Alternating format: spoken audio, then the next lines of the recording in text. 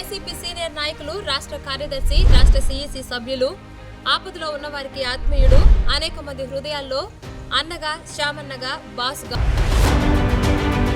YCP అధినేత, రాష్ట్ర మాజీ ముఖ్యమంత్రి జగన్మోహన్ రెడ్డి ప్రధాన అనుచరుడుగా, వీర విధేయుడుగా ఉన్నటువంటి పేర్నాటి శ్యాంప్రసాద్ రెడ్డితో యువ న్యూస్ ముఖాముఖి.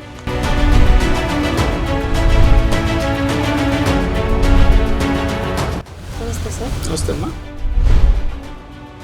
సార్, మీ లైఫ్లో రాజకీయం గురించి మీ ఉద్దేశం? అంటే నా పర్సనల్ పని చేసిన దానికి గుర్తింపు, విలువ మాకు అక్కడ తగ్గింది.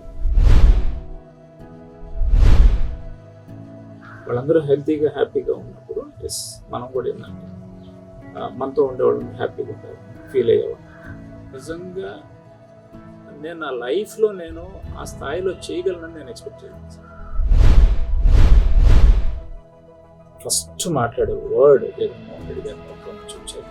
ఒకసారి శ్యామను కలవకు, శ్యామ లేదు ఈరోజు ఒక 100 రూపాయలు సంపాదించాను, 25 రూపాయలు మంది 75 రూపాయలు సర్వీస్ యాక్టివిటీ చేద్దాం. మమ్మల్ని ముగ్గురిని కేసులో ముద్దాయిగా చేసే రోజుకి అదే మా రెడ్ బుక్ రాజ్యాంగం. అధికారంలో ఉన్నప్పుడు శాసనసభ్యులు చెప్పిందే వేదం. ఇక్కడ వార్జ్ కేసులో A1 ముద్దాయిగా శ్యాంప్రసాద్ రెడ్డి ఉన్నారు. A4లో అంటే ఆ రెడ్ బుక్కే ప్రతీకారం డిజిటల్ బుక్ సార్. కూటమి ప్రభుత్వానికి సంబంధించి గ్రామ స్థాయిలో గ్రామాల్లో ఇబ్బందులు పెడుతున్నారు. వీటికి సమాధానం రేపు మన అధికారులకు చెప్పాలి. ఇక్కడ ఎవరు మనల్ని పోటీ పొడిచాడన్నా, ఎవరు చేశాడన్నా, ఎవరు చేతులు అల్టిమేట్గా బాస్ జగన్.